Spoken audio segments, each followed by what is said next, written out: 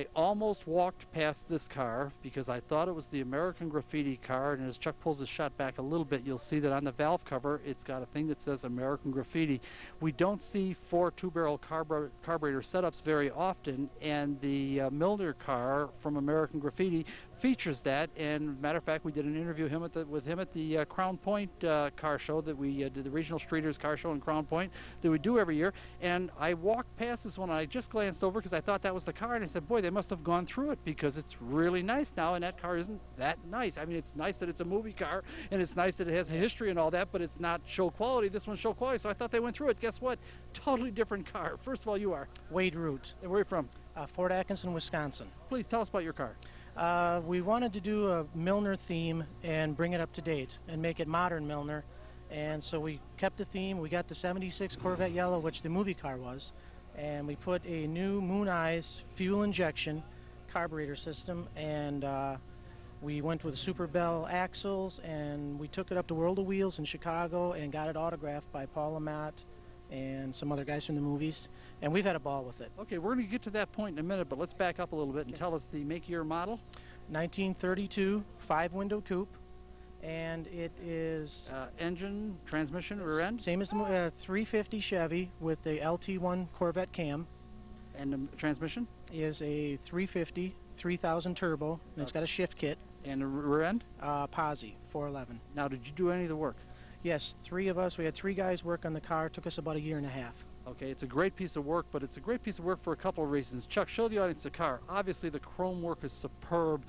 The execution of the bodywork, if you look at the frame, and this is something, once again, I can't show you all this on TV. You have to come in person to these shows. I can only give you a little taste because the more you see, the more you look.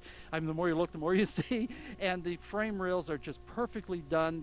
They're absolutely, you know, we're not talking about old 32 Ford frame rails here. We're talking about everything that's been filled and boxed and all of the rest of it. But more important than that, it's also technically interesting. Chuck, I want you to go back to those 4 carburetors that we started on because that's an important part of this story. And I want you to go to the right rear carburetor, a nice tight shot. That looks like a throttle positioning sensor. Yes. Carburetors don't have those. No, it's all fuel injection, computerized. So these are not carburetors. No, they are. It's like a remake of the Stromberg, but they're cast ports, and they have GM injectors in them. That is very cool. It's too cool, and it's a new thing that's coming out. There's 3, 4, even 6 ports at a time.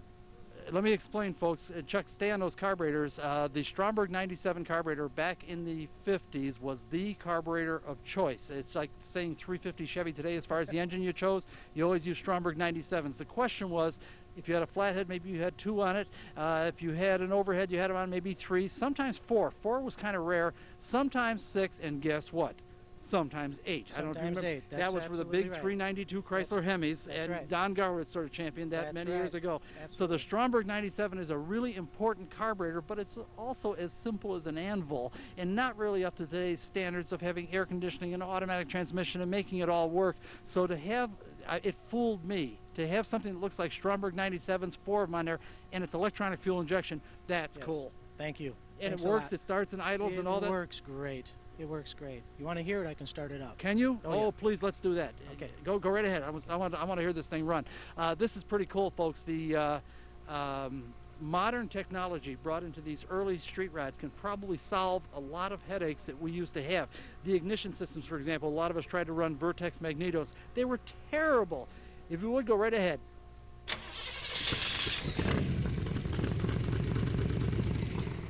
Seems to start and idle perfectly.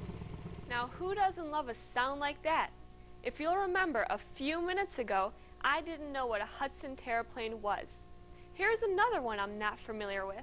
Perhaps the most interesting of all of the American Motors cars was the AMX. It's a car that I'm familiar with because